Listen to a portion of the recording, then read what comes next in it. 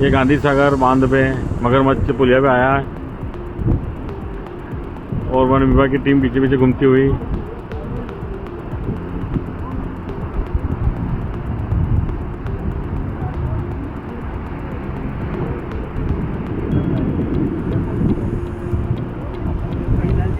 देखने वालों को तो अच्छा लगता है वहाँ।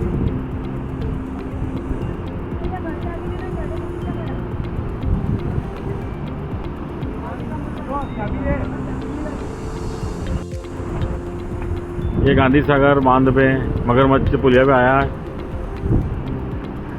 और वन विभाग की टीम पीछे पीछे घूमती हुई